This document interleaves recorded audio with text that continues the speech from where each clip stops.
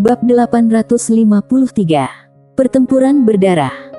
Di luar kota kerajaan, seorang wanita berjubah merah berdiri dengan memegang pisau, memegang tebu di tangan kirinya, menggigitnya, mengunyahnya 2 kali, lalu meludahkannya. Dia santai dan tenang. Di tangannya, dia memegang pisau panjang berwarna merah darah, dan di belakang punggungnya, dia membawa pedang lebar yang tidak dikenal. Di kota kerajaan, orang-orang kuat yang tak terhitung jumlahnya dari keluarga kerajaan Zhou berdiri di sana, dan semua orang tampak sangat serius. Sudah bertahun-tahun sejak seseorang menyinggung keluarga kerajaan Zhou. Dan itu sangat mencolok. Satu orang bisa melawan seluruh kerajaan Zhou. Arogan. Seorang lelaki tua tiba-tiba mengambil langkah ke depan dan mendatangi wanita berjubah merah itu. Saat dia hendak berbicara, Fanny Zhou di tembok kota di bawah tiba-tiba berteriak, "Tetua Z, mundurlah."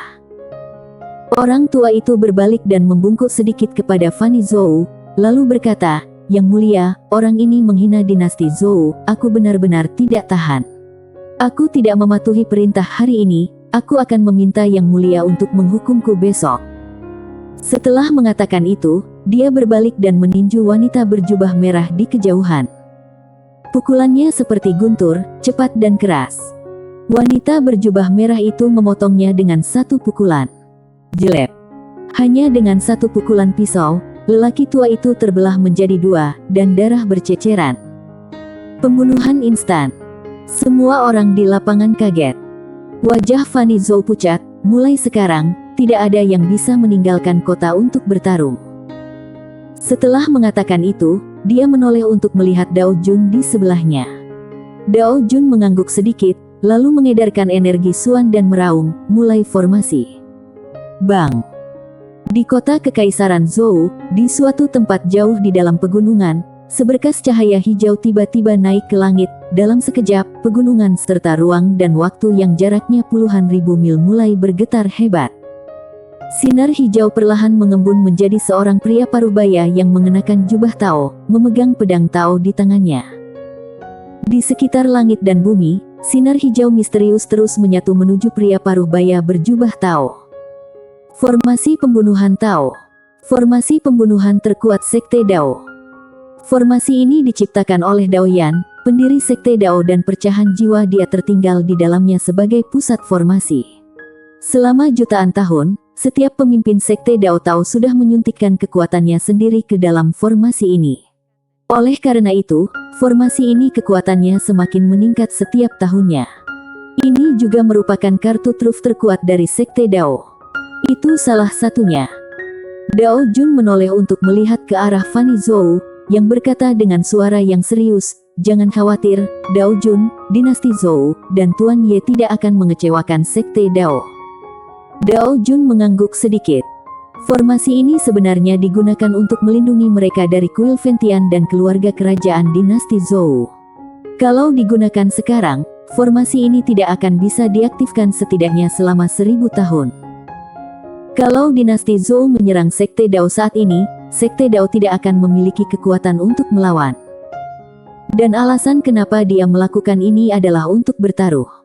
Sebuah pertaruhan besar. Pertaruhan satu kali jalan. Tidak mungkin lagi untuk melakukan penarikan saat ini. Kalau begini, lakukan semuanya.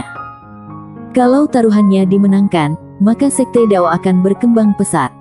Kalau taruhannya gagal, Sekte Dao akan dihancurkan. Dao Jun melirik Sander Ye dalam pelukan Fanny Zhou, lalu berbalik dan membungkuk dalam-dalam ke suatu tempat. "Buyut Guru, mohon tahan serangan dari musuh." Di atas pegunungan yang jauh, buyut guru Sekte Dao itu perlahan mengangkat kepalanya. Detik berikutnya, dia mengambil langkah ke depan. Ketika langkah itu jatuh, dia sudah muncul di depan wanita berjubah merah itu. Wanita berjubah merah itu menggigit tebu, lalu tersenyum dan berkata, "Tunggu sampai aku selesai makan tebu ini."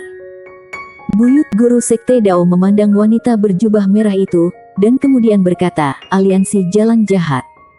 Wanita berjubah merah itu tidak berbicara, melainkan hanya mengunyah tebu. Buyut guru Sekte Dao menoleh untuk melihat Dao Jun, yang buru-buru membungkuk dan memberi hormat. Buyut guru sekte Dao memandang Dao Jun dan menggelengkan kepalanya, bakatnya sangat buruk. Dao Jun. Buyut guru sekte Dao menambahkan, sepertinya target gadis ini bukanlah keluarga Tao, kamu menggunakan formasi ini, apa ada alasan lain? Dao Jun secara alami tidak berani menyembunyikan apapun, jadi dia hanya bisa mengatakan yang sebenarnya. Setelah mendengarkan kata-kata Dao Jun, mata buyut guru sekte Dao itu tertuju pada Sander Ye dalam pelukan Fanny Zhou. Saat dia melihat Sander Ye, jejak keterkejutan muncul di matanya. Dao Jun berkata dengan tergesa-gesa, Tuan Ye ini memiliki karakter yang sangat baik. Dia berjanji bahwa selama dia selamat dari bencana hari ini, dia akan membawa sekte Tao untuk terbang di masa depan. Buyut guru sekte Dao bertanya, apakah dia anggota keluarga Tao? Dao Jun menggelengkan kepalanya, tidak. Buyut guru sekte Dao itu mengangguk sedikit, lalu membuka telapak tangannya, dan liontin giok berwarna safir perlahan melayang ke arah Sander Ye. Mulai sekarang, Tuan Ye ini adalah adik seperguruanku. Adik seperguruan. Semua orang bingung. Orang yang paling bingung adalah Dao Jun. Apa-apaan? Buyut guru, apakah kamu datang untuk mengambilnya sebagai murid? Pertanyaannya adalah, siapa gurumu? Karena dalam Taoisme, orang di depan dia sudah menjadi buyut guru pertama. Apakah dia punya guru? Dia belum pernah mendengarnya. Fanny Zhou melihat liontin giok di depannya dengan ekspresi heran. Buyut guru sekte Dao memandang Fanny Zhou dan tersenyum tanpa mengucapkan sepatah kata pun. Fanny Zhou terdiam beberapa saat, lalu menyimpan liontin giok itu. Aku akan menerimanya atas nama Tuan Ye. Dia tahu bahwa buyut guru sekte Dao ingin membina hubungan sekte Dao dan Sander Ye yang lebih kuat, tapi ini normal, bagaimanapun juga, sekte Dao sudah memberikan semua yang dimiliki. Buyut guru sekte Dao mungkin tidak memerlukan hubungan dari identitas ini, tetapi penerus Tao pasti membutuhkannya. Lagi pula, hubungan manusia bisa memudar. Tetapi kalau Sander Ye memiliki identitas murid sekte Dao, itu akan sangat berbeda. Setelah beberapa generasi, selama Sander Ye masih hidup, dia dianggap sebagai anggota sekte Dao. Siapapun yang ingin menyentuh sekte Dao harus mempertimbangkannya dengan hati-hati. Melihat Fanny Zhou menerimanya atas nama Sander Ye Guan, senyuman tiba-tiba muncul di wajah buyut guru sekte Dao itu. Dia menoleh untuk melihat wanita berjubah merah itu. Saat ini, tebu di tangannya sudah habis dimakan. Wanita berjubah merah tersenyum dan berkata, kamu bisa mengambil tindakan. Buyut guru sekte Dao itu mengangguk sedikit, tolong beri aku nasihat, Nona. Setelah mengatakan itu, dia tiba-tiba mengambil langkah ke depan dan berubah menjadi cahaya pedang biru dan menembak. Saat cahaya pedang muncul, kekuatan ribuan hukum Tao tiba-tiba muncul di dunia. Tao yang eksklusif. Dia secara alami berbeda dari orang kuat lainnya yang sudah menciptakan jalan unik. Bagaimanapun, dia tidak hanya menciptakan jalan unik, tetapi juga mewariskannya, memungkinkan banyak orang untuk mengikutinya. Setelah sekte Dao didirikan, tradisi sekte Dao terbentuk dan diberitakan ke seluruh dunia. Hanya ada sedikit orang yang kuat di ranah Shinto, dan yang bisa membangun silsilah Tao dan menyebarkannya ke dunia, bahkan lebih jarang lagi. Ketika buyut guru sekte Dao mengayunkan pedangnya, dia tidak hanya membuka jalan tersendiri, tetapi juga memiliki jalannya sendiri selain jalan Tao, dan itu adalah jalan yang lebih sempurna. Mata wanita berjubah merah itu menyipit, dia maju selangkah dan menebas dengan pisaunya. Bang! Pertarungan pisau dan pedang. Dalam sekejap, tubuh buyut guru sekte Dao menjadi ilusi, seperti asap atau kabut biru. Wanita berjubah merah itu mundur ribuan kaki jauhnya. Di tangannya, pisau berwarna merah darah sudah penuh dengan retakan, dan darah misterius terus mengalir keluar. Melonjak seperti air pasang. Wanita berjubah merah itu melirik pisau berdarah di tangannya, lalu mengangkat kepalanya untuk melihat buyut guru sekte Dao di kejauhan, dan terkekeh, ada kemampuan, dan lumayan besar. Buyut guru sekte Dao tersenyum dan berkata, Nona tidak mengerahkan kekuatan penuhnya.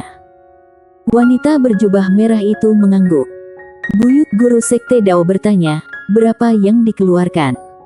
Wanita berjubah merah itu mengeluarkan sebatang tebu dan mengunyahnya, lalu berkata, 10%.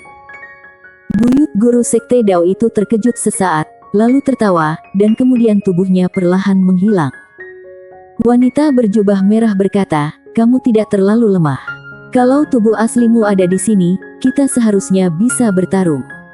Buyut guru sekte Dao tidak berkata apa-apa lagi dan menghilang sepenuhnya. Di sekelilingnya, terjadi keheningan yang mematikan. Buyut guru sekte Dao sudah dikalahkan. Dan wanita itu hanya mengerahkan 10% kekuatan. 10%. Bagaimana cara melawannya?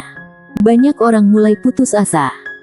Wanita itu begitu kuat hingga membuat orang putus asa, tidak mampu memikirkan perlawanan apapun. Pada saat ini, wanita berjubah merah tiba-tiba melihat ke arah Fanny Zhou dan berkata sambil tersenyum, bunuh pemuda di pelukanmu dengan tanganmu sendiri, dan aku akan melepaskan dinasti Zhou. Bagaimana menurutmu? Di tembok kota, Fanny Zhou tetap diam. Tekanan datang pada dinasti Zhou. Semua orang di sekitar menoleh untuk melihat Fanny Zhou. Pada saat ini, banyak orang tiba-tiba menyadari bahwa wanita ini tidak datang untuk mengincar Fanny Zhou, tetapi karena pemuda ini. Siapa anak laki-laki ini? Wanita berjubah merah itu tiba-tiba berbicara lagi, gadis kecil, anak laki-laki ini bukan dari Zhou. Apakah pantas bagimu untuk membahayakan seluruh Zhou demi dia? Bukan dari dinasti Zhou. Setelah mendengar kata-kata ini, wajah orang kuat yang tak terhitung jumlahnya di lapangan tiba-tiba menjadi gelap. Kalau pemuda ini berasal dari dinasti Zhou, bisa dimengerti kalau dinasti Zhou melindunginya.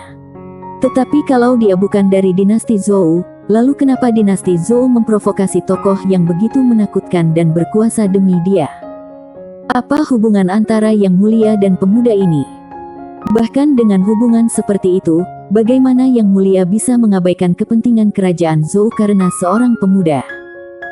Di tembok kota, Fanny Zhou melirik wanita berjubah merah di kejauhan dengan ekspresi rumit. Hanya satu kata dari wanita ini sudah menyebabkan orang-orang Zhou yang awalnya bersatu menjadi tercerai-berai. Di luar kota, wanita berjubah merah memandang Fanny Zhou dengan sedikit senang. Bukan karena dia takut dengan persatuan dinasti Zhou, dia hanya menganggapnya menyenangkan, itu saja. Di tembok kota, seorang lelaki tua berjubah putih perlahan keluar. Dia membungkuk sedikit kepada Fanny Zhou, dan kemudian berkata, Yang Mulia, apakah orang ini dari dinasti Zhou? Ekspresi Fanny Zhou menjadi rumit. Perdana Menteri Yuan, aku sedikit terkejut saat kamu keluar. Perdana Menteri Yuan. Perdana Menteri dinasti Zhou, tokoh perwakilan Konfusianisme, mewakili ratusan juta cendekiawan di dinasti Zhou, dan memiliki posisi penting dalam dinasti Zhou.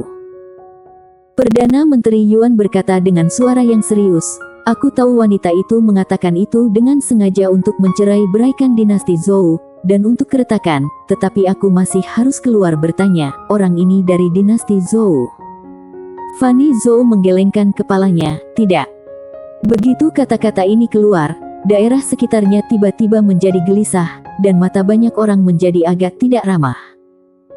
Perdana Menteri Yuan memandang Fanny Zhou, untuk orang ini, Yang Mulia ingin dinasti Zhou menjadi musuh gadis itu dengan cara apapun. Pada saat ini, Dao Jun di samping keluar dan sedikit mengepalkan tinjunya, Perdana Menteri Yuan, dia adalah kekasih Yang Mulia, aku ingin tahu apakah dia penduduk kita. Perdana Menteri Yuan sedikit mengernyit dan menatap Fanny Zhou. Fanny Zhou melirik Sander Ye dalam pelukannya dan mengangguk sedikit. Perdana Menteri Yuan menatap Fanny Zhou dan bertanya lagi, Yang Mulia, apakah tuan muda ini benar-benar kekasih kamu? Fanny Zhou mengangguk, ya. Perdana Menteri Yuan mengangguk, tentu saja dia adalah anggota dinasti Zhou. Karena dia adalah anggota dinasti Zhou, maka dinasti Zhou harus melindunginya. Saat dia mengatakan itu, dia menoleh untuk melihat wanita berjubah merah. Selama ratusan juta tahun sejak negara didirikan, dinasti Zhou sudah berperang dalam pertempuran yang tak terhitung jumlahnya yang besar dan kecil. Kami sudah mendapatkan kejayaan, sudah dikalahkan, dan hampir dihancurkan. Namun, dinasti Zhou tidak pernah menyerah. Namun, hari ini, bahkan kalau semua orang dinasti Zhou harus berperang, kami harus melindungi orang ini terlebih dahulu. Setelah mengatakan itu, dia tiba-tiba mengambil langkah ke depan. Setelah mengambil langkah ini, tiba-tiba patung besar muncul di belakangnya. Patung besar, langit dan bumi cerah, bersambung. Bab 854. Satu orang dengan satu pedang bertarung melawan 9 langit. Satu orang dengan satu pedang bertarung melawan 9 langit. Ciptakan jalan sendiri. Patung besar. Begitu patung ini muncul, aura kebenaran yang besar tiba-tiba muncul di dunia. Langit dan bumi cerah. Di langit, wanita berjubah merah mengunyah 2 suap tebu lalu memuntahkannya. Dia melirik ke arah Perdana Menteri Yuan dan berkata sambil tersenyum, "Sarjana, kamu memiliki jiwa pemberani, lumayan." Perdana Menteri Yuan tiba-tiba berkata, "Tolong beri aku pencerahan." Setelah mengatakan itu, patung besar di belakangnya tiba-tiba membungkuk dan langsung meninju wanita berjubah merah itu. 30.000 aura. Di dinasti Zhou, cendekiawan bukanlah orang biasa. Mereka yang cendekiawan memiliki bakat. Setiap kata yang mereka ucapkan sangat cemerlang. Dan kalau seorang Konfusianisme yang hebat mengatakan sesuatu dengan santai, auranya akan luar biasa, bisa bersaing dengan matahari dan bulan. Menghadapi aura setinggi 30.000 kaki ini, wanita berjubah merah tiba-tiba memblokirnya dengan pedangnya. Bang! Wanita berjubah merah itu mundur ratusan kaki. Aura itu rusak. Kali ini, Perdana Menteri Yuan meninju lagi. Saat tinju keluar, langit dan bumi menundukkan kepala. Aura 10.000 kaki. Wanita berjubah merah memblokir pedangnya lagi. Bang! Wanita berjubah merah mundur 300 kaki, dan di mana dia mundur, ruang dan waktu meledak. Perdana Menteri Yuan menarik napas dalam-dalam, tiba-tiba mengepalkan tangannya, tetapi melepaskannya lagi dalam sekejap. Dia membuka telapak tangannya, dan penggaris kuno muncul di tangannya. Penggaris Haoran. Seseorang di lapangan berseru, "Penggaris Haoran." Salah satu dari 3 senjata Sen Super di dinasti Zhou, dibentuk oleh aura leluhur Konfusianisme, dan dipupuk oleh aura dan temperamen murid Konfusianisme setiap hari. 1 kaki jauhnya, semua aura kejahatan di dinasti Zhou dimusnahkan. Di tembok kota, di samping Fanny Zhou, Dao Jun berkata dengan suara yang serius, "Yang mulia, Raja." Fanny Zhou berkata dengan suara yang serius, "Akan membuat pengaturan sendiri." Dao Jun mengangguk, lalu menatap Sander Ye. Dia ragu-ragu dan berkata, "Kenapa Tuan Ye belum bangun?" Fanny Zhou memandang Sander Ye dalam pelukannya dan berkata dengan lembut, "Cederanya serius." Dao Jun mengangguk, seolah dia sedang memikirkan sesuatu. Dia berjalan ke arah Yinia yang sedang menjilati manisan Hao di sampingnya. Dia tersenyum tipis dan berkata, "Nona, apakah kamu tahu tentang api langit?" Yinia menoleh untuk melihat Dao Jun. Dao Jun berkata, "Kamu tahu, kan?" Yinia mengangguk. Dao Jun berkata dengan sungguh-sungguh, "Bagaimana dengan ini? Kalau kita benar-benar tidak bisa mengalahkannya nanti, kamu keluarkan api langit Tuan Ye dan berpura-pura menjadi peradaban Tianxing. Coba lihat apakah kamu bisa menakuti aliansi jalan jahat ini." Yinia berkedip dan tidak berkata apa-apa. Dao Jun bertanya, "Apakah tidak masalah?" Yinia mengangguk, "Ide bagus." Dao Jun mengangguk, lalu mengangkat kepalanya untuk melihat wanita berjubah merah di kejauhan. Kilatan ketidakberdayaan muncul di matanya. Wanita ini terlalu kuat, coba lihat apakah setelah berpura-pura dari peradaban Tianxing, gadis ini bisa menakutinya. Di langit, setelah Perdana Menteri Yuan mengeluarkan penggaris Haoran, dia mengambil 1 langkah ke depan dan kemudian melambai ke bawah. Ayunan penggaris ini mengeluarkan aura 1.000.000 kaki. Karena dia berada di dinasti Zhou, dia mendapat berkah aura dari banyak sarjana, dan dengan penggaris yang menakjubkan ini, dia bisa mengubah jutaan aura. Aura besar melonjak ke arah wanita berjubah merah seperti bendungan yang jebol. Galaksi sedang mendidih. Di kejauhan, wanita berjubah merah menyipitkan matanya. Dia maju selangkah dan menebas dengan pisau. Bang!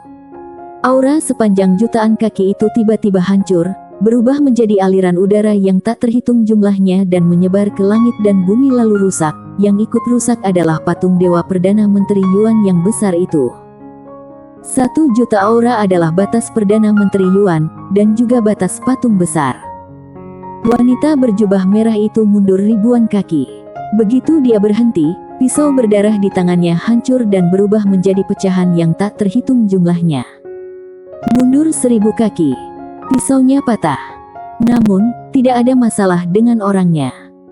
Di kejauhan, mata Perdana Menteri Yuan bersinar dengan sedikit kerumitan dan sedikit keputusasaan. Dia memiliki jutaan aura, tapi dia tidak bisa menyakiti wanita di depannya sedikit pun. Bagaimana cara bertarung? Perdana Menteri Yuan tiba-tiba menoleh dan menatap Qitian yang sedang dalam masa pemulihan dari luka-lukanya. Saat melihat Perdana Menteri Yuan, ekspresi Qitian tiba-tiba berubah drastis. "Sial, untuk apa melihatku? Apa menurutmu aku masih bisa bertarung?" Untungnya, Perdana Menteri Yuan tidak membiarkan Qitian menangkis lagi, tapi perlahan menoleh dan melihat ke samping Fanny Zhou. Fanny Zhou mengangguk sedikit. Selanjutnya, biarkan dinasti Zhou yang melakukannya. Perdana Menteri Yuan mundur selangkah dan sampai ke tembok kota dinasti Zhou. Di langit, wanita berjubah merah memandangi pecahan pisau berdarah yang jatuh perlahan di sekelilingnya, dan berkata sambil tersenyum, "Lumayan." Setelah berbicara, dia menatap Fanny Zhou. Dinasti Zhou memang memiliki kekuatan, tapi tidak banyak. Bang! Pada saat ini, jauh di cakrawala yang jauh, aura menakutkan naik ke langit, dan segera setelah itu, seorang pria paruh baya muncul di udara. Pria paruh baya, mengenakan jubah putih dan sepasang sepatu kain, melangkah maju dengan keberanian luar biasa. Fanny Zhou sedikit terkejut saat melihat orang itu keluar. Karena dia bahkan tidak mengenal pria paruh baya ini. Fanny Zhou menoleh untuk melihat Perdana Menteri Yuan di sampingnya. Perdana Menteri Yuan berkata dengan suara yang serius, "Panglima Gu, Panglima tertinggi pasukan ilahi, pernah mengikuti nenek moyang dinasti Zhou saat itu. Yang mulia baru saja mengambil alih pasukan ilahi, wajar kalau tidak tahu dia, karena dia jauh dari rumah sepanjang tahun dan jarang kembali ke dinasti Zhou." Panglima Gu. Fanny Zhou tiba-tiba terkejut. Dia secara alami mengenal orang ini. Setelah nenek moyang dinasti Zhou mendirikan dinasti Zhou, mereka membangun menara jasa. 18 pejabat berjasa diabadikan di menara tersebut, dan Panglima Gu adalah salah satunya. Dia berada di peringkat ketiga, pasukan ilahi juga dibangun atas namanya. Setelah berdirinya dinasti Zhou, tokoh legendaris ini menghilang. Kemudian, terjadi krisis di dinasti Zhou dan pasukan ilahi dimobilisasi, namun tokoh legendaris ini tidak pernah kembali. Dia tidak menyangka orang di depannya akan kembali kali ini. Dengan kemunculan Panglima Gu, beberapa ahli top tiba-tiba memberi hormat secara diam-diam dan berkata dengan penuh semangat, "Salam Panglima Gu." Fanny Zhou tiba-tiba berkata, semua anggota keluarga kerajaan memberi hormat. Setelah itu, dia juga membungkuk dalam-dalam. Di sekelilingnya, semua anggota keluarga kerajaan Zhou juga membungkuk dalam-dalam. Panglima Gu. Pada saat itu, nenek moyang dinasti Zhou pernah memberikan instruksi leluhur Kaisar Zhou, setiap keturunan keluarga kerajaan Zhou yang melihat Panglima Gu akan seperti melihat aku. Di lapangan, banyak orang dari dinasti Zhou sangat bersemangat. Temui karakter legendaris untuk pertama kalinya. Panglima Gu berjalan perlahan ke arah wanita berjubah merah. Dia menatap wanita berjubah merah dan berkata, "Gadis tebu berbaju merah Xianji, 1 orang dan 1 pedang bertarung sampai 9 surga." Xianji menggigit tebu dan berkata sambil tersenyum, "Pernahkah kamu melewati jalan menuju surga?" Panglima Gu mengangguk. Xianji bertanya lagi, "Berapa banyak surga yang kamu terobos?" Panglima Gu berkata, 2 surga. Xianji sedikit mengangkat sudut mulutnya, "Kalau begitu kamu berani datang." Panglima Gu menunjuk ke arah dinasti Zhou di belakangnya. "Bagaimana mungkin aku tidak kembali ketika keluarga dan negaraku dalam masalah?" Xianji tersenyum lalu berkata, "Saat aku selesai makan tebu ini, aku akan memukulmu sampai mati." Panglima Gu mengangguk sedikit. Dia melirik ke arah Sander Ye dalam pelukan Fanny Zhou di kejauhan, dan kemudian berkata, "Aku sedikit terkejut bahwa kamu, Xianji, benar-benar datang untuk memburu seorang kultivator pedang ranah Shinto." Xianji menggelengkan kepalanya, "Targetku bukan dia. Aku datang untuk menemui dewa nyata. Dia ada hubungannya dengan dewa nyata. Ngomong-ngomong, aku sekalian selesaikan." Panglima Gu bertanya, "Dewa nyata yang menekan bencana alam semesta jutaan kali?" Xianji mengangguk, "Ya."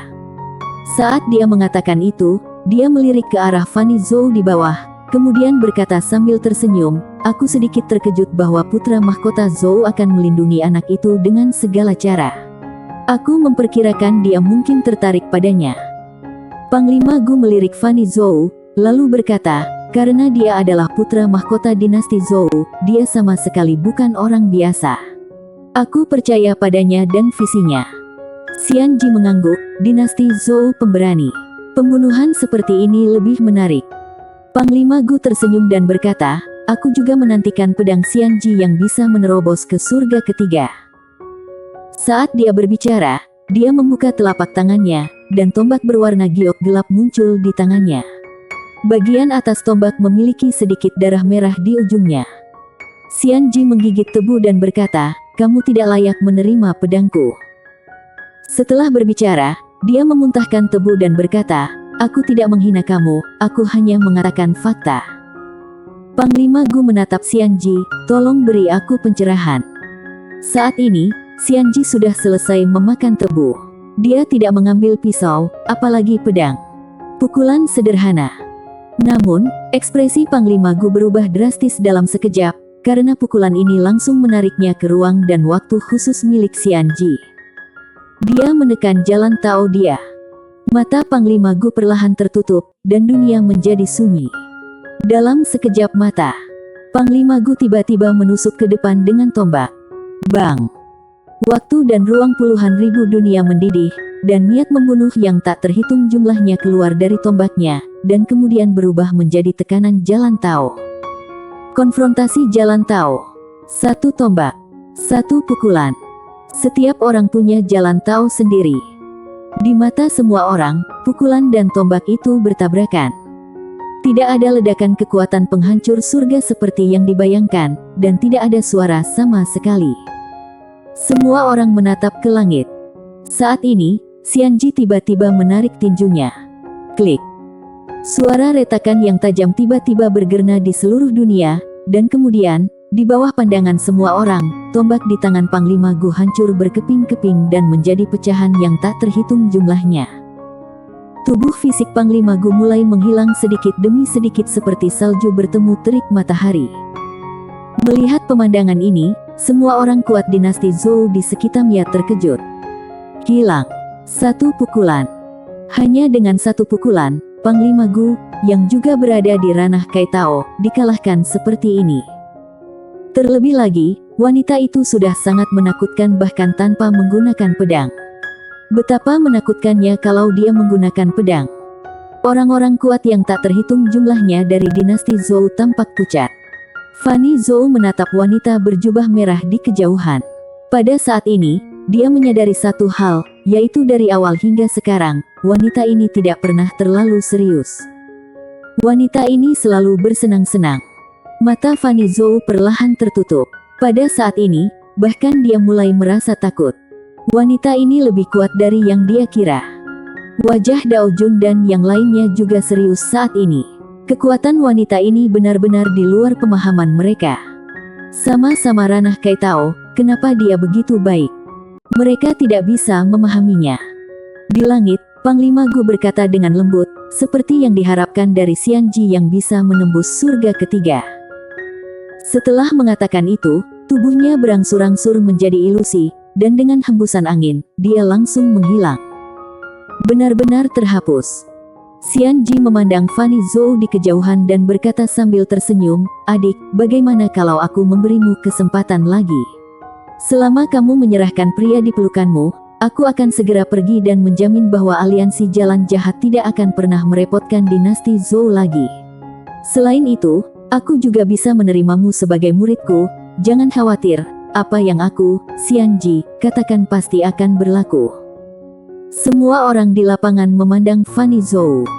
Bersambung.